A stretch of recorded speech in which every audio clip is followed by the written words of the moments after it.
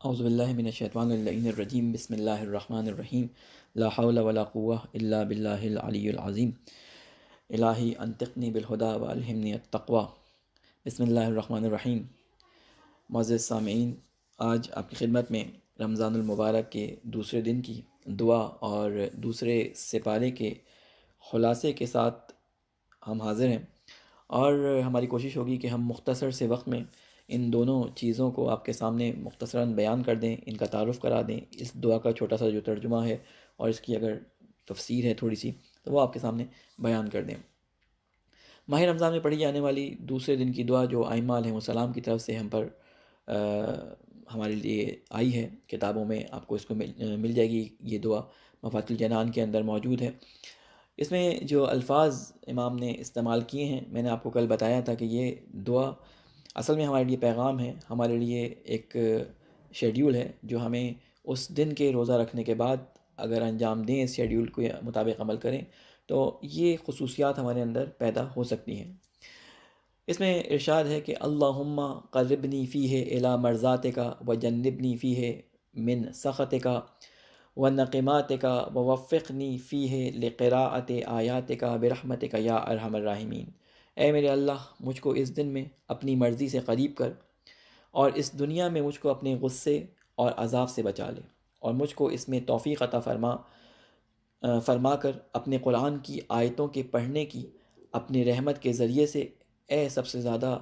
بڑے رحم کرنے والے۔ اس دعا کے اندر دو باتیں بڑی، یا دو یا تین باتیں امپورٹنٹ ہیں۔ وہ یہ کہ پہلی بات جو اللہ تعالیٰ سے یہ چاہا گیا ہے کہ اے اللہ مجھے اپنی مرضی سے قریب رکھ۔ یہ اللہ کی مرضی کیا ہوتی ہے؟ اللہ کی مرضی، اگر ہم قرآن مجید کے اندر لفظ مرضات کو سرچ کریں تو ہمیں معلوم ہوگا کہ اللہ کی مرضی مختلف چیزوں سے حاصل ہوتی ہے۔ اپنی جان کو نچھاور کرنا، مال کو اللہ کی راہ میں خرچ کرنا، اپنی جان کو خدا کی خاطر، یعنی جان کو ختم کر دینا، اپنی جان دے دینا خدا کے راستے میں، اور اس طرح کے بہت سارے مصداقات آپ کو قرآن مجید کے اندر مل جائیں گے۔ اس کا ایک بارز مصداق جو ہماری تمام لوگوں کی سنی ہوئی اور بڑی مشہور آئے ہے کہ جس میں سورہ بقرہ کے اندر 207 نمبر کی آئے ہے، جس میں کہ اللہ تعالیٰ یہ ارشاد فرماتا ہے کہ وَمِنَ النَّاسِ مَن يَشْتَرِي نَفْسَهُ ابْتِغَاءَ مَرْضَاتِ اللَّهِ وَاللَّهُ رَءُوفٌ بِالْعِبَادِ، اور لوگوں میں سے ہیں وہ لوگ بھی ہیں جو اپنے نفس کو مرضی خدا کے لیے بیچ ڈالتے ہیں، اور اللہ اپنے بندوں پر بڑا مہربان ہے۔ ان آیات کے شان نزول کے بارے میں جو ہے وہ ہمیں بہت ساری روایتیں ملتی ہیں، جہاں ایک روایت جو ہے اس میں یہ ملتا ہے کہ جب رسول خدا صلی اللہ علیہ وآلہ وسلم مکے سے ہجرت کر کے مدینہ تشریف لے کے جا رہے تھے، اور کفار نے آپ کے گھر کا گھیرا کر کے آپ کو قتل کرنے کی سازش بنا لی تھی، اور یقینی تھا کہ اگر آج آپ اس بستر پہ سوئے تو یہ کفار کے سردار اور یہ سارے قبیلوں کے سردار مل کر آپ کو اس طرح سے قتل کر دیں گے، کسی کے ایک کے اوپر جو ہے آپ کے قتل کا الزام نہ آئے۔ رسول خدا صلی اللہ علیہ وآلہ وسلم نے حضرت امیر المومنین علی بن ابی طالب علیہ السلام کو جو ہے اپنے پاس بلایا، اور بلانے کے بعد آپ سے ارشاد فرمایا کہ اے علی، آج تمہیں اس بستر پہ سونا ہے۔ وہ علی جس کی راتیں عبادت پروردگار میں گزرا کرتی تھیں، جو راتوں کو سویا نہیں کرتا تھا بلکہ راتوں کو اللہ کے قرب حاصل کرنے کے لیے عبادت میں گزارا کرتا تھا، لیکن جب رسول نے حکم دیا تو سوال نہیں کیا کہ اے اللہ کے رسول مجھے کیوں سونا ہے، میری تو عبادت چلی جائے گی۔ نہیں، جب اللہ کا رسول چاہے امام ہو اس کو حکم دے دے تو امام کے اوپر بھی وہ بات ماننا واجب ہوتی ہے۔ لہٰذا امام علی علیہ السلام نے آپ کے حکم کی تعمیل کرتے ہوئے اس دن بستر پہ سونا جو ہے وہ انتخاب کیا، اور وہ سارا واقعہ آپ کے ذہن میں ہے کہ کس طرح سے کفار سے بچ کر رسول خدا نکل گئے، اور کفار نے جب دیکھا کہ اندر کوئی سو رہا ہے، وہ ساری رات اس انتظار میں رہے کہ صبح ہوتے ہی جو ہے وہ قتل کر دیں گے رسول کو، لیکن جب صبح دیکھنے کے لیے کمرے کے اندر داخل ہوئے قتل کرنے کے لیے تو دیکھا کہ رسول کی جگہ پر اسی قد و قامت کا، اسی بستر کے اوپر ایک شخص سو رہا ہے چادر اوڑھ کے۔ جب چادر ہٹائی تو دیکھا کہ اس میں امیر المومنین علیہ السلام موجود ہیں۔ لہٰذا ان کا یہ جو پلان تھا وہ ناکام ہو گیا، اور رسول خدا حفاظت کے ساتھ مکہ سے تشریف لے گئے مدینہ کی طرف۔ تو یہاں پہ جس شخص نے اپنی جان اللہ کے لیے بغیر چون و چرا کے خطرے میں ڈال دی اور اللہ کے رسول کے فرمان پر بستر پہ سو گیا، اللہ تعالیٰ نے اس آیت کا نزول فرمایا کہ وَمِنَ النَّاسِ، اور لوگوں میں سے وہ لوگ بھی ہیں جو اپنے نفس کو مرضی خدا کے لیے بیچ ڈالتے ہیں، اور اللہ اپنے بندوں پر بڑا مہربان ہے۔ اس کے دعا کے اندر ایک دوسری جو بات وہ بیان کی گئی ہے وہ یہ کہ اے اللہ اس دنیا میں مجھے اپنے غصے اور عذاب سے بچا لے۔ دیکھیں اللہ تعالیٰ کا جو رحم اور کرم جس کے بارے میں ہم سنتے رہتے ہیں کہ اللہ بہت رحیم ہے اور بہت کریم ہے، اللہ نے ایک ہی چیز کو اپنے پر واجب کیا ہے، وہ ہے اللہ کی رحمت۔ اللہ نے رحمت کو اپنے اوپر واجب کیا ہے، لہٰذا اگر اللہ کبھی غصے میں آ جائے تو اللہ کا غصہ بڑا سخت ہوتا ہے، اس لیے اس غصے سے بچنا چاہیے۔ امام نے ہمیں سکھایا ہے کہ ہم ان تمام کاموں سے بچیں جس کی وجہ سے اللہ کو غصہ آ جاتا ہے۔ کئی باتیں اللہ کے غصے میں لانے کے لیے کہ اللہ غصے میں کن چیزوں سے آتا ہے قرآن مجید میں بیان ہوئی ہیں۔ وقت کے دامن میں گنجائش نہیں ہے ورنہ میں اس کے بارے میں بتاتا کہ یتیم کا مال کھانے سے اور مختلف کام بیان ہوئے کہ کن کن چیزوں سے اللہ کو غصہ آتا ہے۔ وہ انشاءاللہ قرآن مجید اس رمضان میں جب آپ ترجمے کے ساتھ ختم کریں گے انشاءاللہ تو آپ کو وہ سارے موارد جو ہیں پتہ چلیں گے کہ کن کن باتوں سے اللہ کو غصہ آتا ہے۔ اور تیسری دعا جو اس میں مانگی گئی ہے وہ یہ کہ مجھ کو توفیق عطا فرما کہ میں قرآن کی آیتوں کے پڑھنے کی طرف جو ہے وہ راغب ہو جاؤں، اور اپنی رحمت سے جو ہے مجھے نواز دے اے رحم کرنے والے۔ اللہ سے یہ توفیق ہمیں خود مانگنی پڑے گی، خود اس دعا میں یہ توفیق اللہ سے مانگی گئی ہے کہ شیطان ہمیں بار بار روکتا تھا پورے سال کے اندر کہ تلاوت نہ کرو، ہم اس سے لڑ کر قرآن کی تلاوت کیا کرتے تھے، لیکن اس ماہ رمضان کے اندر جو ہے شیاطین قید ہیں، ہمیں آزادی ہے، ہم ہر طریقے سے اپنی مرضی کے مطابق اللہ کی کتاب کو جب جو ہے وہ چاہیں اٹھا کر پڑھ سکتے ہیں، اس کی تلاوت کر سکتے ہیں، اس کو سمجھنے کی کوشش کر سکتے ہیں۔ لہٰذا اس عرصے کے اندر زیادہ سے زیادہ کوشش کریں کہ قرآن مجید کے نزدیک آئیں۔ ہم اس سے زیادہ دعا کے اوپر گفتگو نہیں کریں گے، ہم آتے ہیں قرآن کی اس خلاصے کی طرف جو دوسرے پارے کا آپ انشاءاللہ آج پڑھیں گے، دوسرا سپارہ، اس کا ہم ایک خلاصہ بلٹس کی صورت میں ایک فہرست باہر آپ کے سامنے بیان کر دیتے ہیں کہ اس خلاصے کے اندر آپ کو پتہ چلے گا کیا کیا چیزیں اس قرآن کے سپارے کے اندر، دوسرے سپارے کے اندر آپ پڑھیں گے۔ سب سے پہلی جو چیز آپ اس قرآن مجید میں سورہ بقرہ کی کچھ آیتیں ہم یہاں پہ پڑھیں گے، اس میں ایک چیز آپ کو تحویل قبلہ کے بارے میں بتایا جائے گا کہ قبلہ کس طرح سے تبدیل ہوا، آیات بر اور ابواب بر کے بارے میں بتایا جائے گا، قصہ تعاون جو پھیلا تھا اس کے بارے میں، قصہ طالوت اور قبلے کی قصہ طالوت کے بارے میں بتایا جائے گا۔ تحویل قبلہ کیا تھا؟ یہ تقریباً ہجرت مدینہ کے بعد 16 یا 17 ماہ تک جو ہے بیت المقدس مسلمانوں کا قبلہ تھا، اس کی طرف جو ہے منہ کر کے نماز پڑھا کرتے تھے، لیکن رسول کے دل میں ایک آرزو تھی۔ آپ کو ایک بات معلوم ہے کہ رسول نے اللہ سے کوئی بھی چیز کبھی طلب نہیں کی سوائے ایک چیز کے، اور وہ اللہ کے رسول نے اپنی زبان سے جو چیز طلب کی وہ لوگوں کی ہدایت ہے۔ اللہ کے رسول نے اس کے علاوہ کوئی چیز اللہ سے طلب نہیں کی، لہٰذا رسول کے دل میں ایک خواہش تھی۔ اللہ تعالیٰ نے اللہ کے اپنے پیارے رسول کی بات کو زبان پہ آنے سے پہلے ہی جو ہے وہ پرکھ لیا، اور قرآن مجید میں فرمایا کہ اے رسول، ہم آپ کا بار بار چہرے کو آسمان کی طرف گھمانا دیکھ رہے ہیں، اس لیے ہم قبلے کو آپ کے لیے تبدیل کر رہے ہیں، اور اللہ نے رسول کی آرزو پوری کی اور قبلہ تبدیل کر دیا گیا، اور بیت المقدس سے مسلمانوں کا رخ جو ہے وہ خانہ کعبہ کی طرف کروا دیا گیا۔ دوسری آیات بر ہیں، ان پہ میں انشاءاللہ آخر میں گفتگو کروں گا۔ اس کے علاوہ جو چیزیں اس میں بیان ہوئی ہیں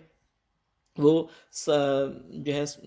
آیات بر کے اندر ابواب بر جو بیان ہوئے ہیں، اس کے علاوہ جو اس میں چیز بیان ہوئی ہے وہ ہے تعاون کا قصہ تعاون، یعنی کچھ لوگوں پر تعاون کی بیماری آئی اور وہ موت کے خوف سے دوسرے شہر میں چلے گئے۔ اللہ تعالیٰ نے کچھ فرشتوں کو بھیجا، 2 فرشتوں کو بھیجا، اور ان انسانوں کو وہاں پہ جو ہے وہ موت دے دی، تاکہ انسانوں کو یہ پتہ چل جائے کہ کوئی بھی موت سے بھاگ نہیں سکتا۔ کچھ عرصے بعد اللہ نے انہیں دوبارہ زندہ کر دیا، ایک جو زمانے میں نبی موجود تھے ان کی دعا کے نتیجے میں ان لوگوں کو دوبارہ زندہ کر دیا۔ صرف ایک امتحان مقصود تھا، ایک سبق دینا مقصود تھا۔ اس کے علاوہ قصہ طالوت یہاں پہ ذکر ہوا ہے اس سپارے کے اندر، جس کے اندر طالوت کے لشکر نے جالوت کے لشکر کو جو ہے وہ بہت کم تعداد ہونے کے باوجود اللہ کے حکم سے شکست دے دی۔ اور آپ کو معلوم ہے کہ جب نبی خدا نے طالوت کو سردار بنایا تو اس زمانے کے جو سردار اور بڑے بڑے لوگ تھے انہوں نے اعتراض کیا کہ آپ ایک غریب آدمی کو جو مال و دولت و ثروت نہیں رکھتا اس کو کیوں یہ لشکر کا سالار بنا رہے ہیں؟ تو اس وقت آپ نے طالوت کے بارے میں فرمایا کہ اس کے اندر وہ کوالٹیز موجود ہیں، قرآن مجید میں وہ کوالٹیز بیان کی گئی ہیں، انشاءاللہ آپ ترجمے میں پڑھیں گے۔ اس کے بعد جو چیز ہم نے چھوڑی وہ تھی بر اور ابواب بر۔ ایک آیت اس کی طرف اشارہ کرنا مقصود ہے کہ آپ نے یہ سنا ہوگا کہ روایات میں بھی سنا ہے، آیات قرآنی میں بھی سنا ہے کہ نماز جو ہے ان الصلاۃ تنہا عن الفحشاء والمنکر، نماز جو ہے برائیوں سے روکتی ہے۔ اب ہم اپنی زندگی میں دیکھتے ہیں، ہم نماز پڑھتے ہیں لیکن ہم برائیوں سے نہیں روک پاتے، پھر بھی ہم برائیوں کا انجام دیتے ہیں، تو کیا وجہ ہے؟ نعوذ باللہ یہ جو بات بیان کی گئی ہے وہ نعوذ باللہ جھوٹی ہے کہ نماز جو ہے برائیوں سے روکتی ہے، فحشا سے روکتی ہے، یا نہیں، ہمارے اندر کچھ کمیاں ہیں، ہم ڈھونڈتے رہتے ہیں، روایات کے اندر چیزیں ملتی رہتی ہیں، لیکن کبھی ہم نے خود قرآن پہ غور کیا کہ ہم ہر دفعہ جب قرآن مجید کی تلاوت کرتے ہیں اور اس آیت کو پڑھتے ہوئے گزر جاتے ہیں لیکن اس کی طرف ہماری توجہ مرکوز نہیں ہو پاتی؟ امید ہے کہ اس دفعہ صرف میں ایک اشارہ کر رہا ہوں، باقی تفصیل آپ خود اس میں دیکھیے گا۔ ایک آیت اس میں بیان ہوئی ہے کہ آیت سورہ بقرہ کی آیت نمبر 177 ہے، کہ جس کا مضمون یہ ہے کہ لیس البر ان تولوا وجوہکم قبل المسجد قبل المشرق والمغرب ولکن البر من آمن باللہ والیوم الآخر والملائکۃ والکتاب والنبیین وآت المال علی حبہ ذوی القربى والیتامى والمساکین وابن السبیل والسائلین وفی الرقاب واقام الصلاۃ، اور آگے آیت کافی لمبی چلتی ہے۔ مجھے اس آیت میں سے جو بتانا آپ کو مقصود ہے کہ دیکھیں اللہ تعالیٰ نے کچھ اسٹیپس خود قرآن مجید کے اندر بتا دی ہیں کہ جو تو نماز جو تمہیں برائیوں اور بے حیائی سے روکے گی، اس نماز کے اسٹیپس کیا ہیں۔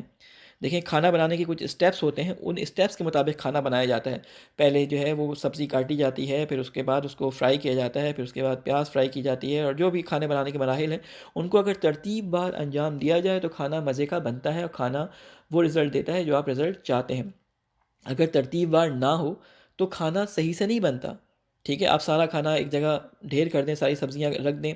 پھر اس کے بعد اس کے اندر جو ہے چولہا جلا دیں، اس کے بعد اس میں تیل ڈال دیں اور اس کے بعد اس میں پانی ڈال دیں، تو اس طرح کھانا بنے گا تو صحیح، کوئی چیز بنے گی لیکن وہ اس طرح سے نہیں بنے گی، جو ٹیسٹ اس میں آنا چاہیے وہ ٹیسٹ آپ کو نہیں ملے گا۔ لہٰذا قرآن مجید میں یہ اسٹیپس بتائے گئے ہیں کہ وہ نماز جو برائیوں اور فحشا سے روکتی ہے اس سے پہلے کے اسٹیپس کیا ہیں، وہ اس آیت کے اندر بیان کیے گئے ہیں۔ ہم ہر دفعہ اس آیت سے گزرتے ہیں لیکن اس طرف ہماری توجہ نہیں ہوتی۔ کیا فرمایا ہے کہ لیس البر، نیکی یہ نہیں ہے، ان تولوا وجوہکم قبل المشرق والمغرب، کہ تم اپنے چہروں کو جو ہے وہ مشرق یا مغرب کی طرف گھما لو۔ اب یہ بتانا شروع کریں نیکی ہے کیا۔ وَلَكِنَّ الْبِرَّ مَنْ آمَنَ بِاللَّهِ، لیکن نیکی یہ ہے کہ ایمان لاؤ اللہ پر۔ دیکھیں نماز کی شرائط بیان کی جا رہی ہیں، سب سے پہلا اس میں اللہ پر ایمان ہونا چاہیے، تفصیل کا وقت نہیں ہے ورنہ میں اس میں تفصیل سے بیان کرتا، اور آخرت پر ایمان ہونا چاہیے، اور ملائکہ پر ایمان ہونا چاہیے، پھر اس کے بعد کتاب پر ایمان ہونا چاہیے، یعنی یہ اسٹیپس بیان کیے جا رہے ہیں۔ نبیوں پر ایمان ہونا چاہیے، اور اپنے مال کو خرچ کرنا چاہیے اللہ کی محبت میں۔ کس پہ؟ ذوی القربہ، رشتہ داروں پر، یتیموں پر، مسکینوں پر، ابن السبیل جو راستے میں بھٹک جائیں مسافر، ان کے اوپر، والسائلین اور سوال کرنے والوں پہ، وفی الرقاب یا جن کی گردنیں کسی قید میں پھنسے ہوئے ہیں، وہ جن کی گردنیں کسی قرضے میں، کسی بھی طرح کے بوجھ سے دبی ہوئی ہیں، یہ سارے کام انجام دو۔ پھر کہا گیا ہے وَأَقَامَ الصَّلَاةَ، اور پھر نماز کو قائم کرو۔ تو یہ 7 یا 8 چیزیں جو بیان کی گئی ہیں، ٹھیک ہے، اس میں اللہ نے بتایا ہے کہ وہ نماز جو ان 7 یا 8 کاموں کو انجام دینے کے بعد انجام دی جائے، پڑھی جائے، وہ برائیوں سے بھی روکتی ہے اور فحشا سے بھی ہمیں بچاتی ہے۔ لہٰذا اللہ تعالیٰ سے دعا ہے کہ ہم اس ماہ رمضان میں اللہ کے غضب سے بچتے ہوئے ان آیات کے جو ہے وہ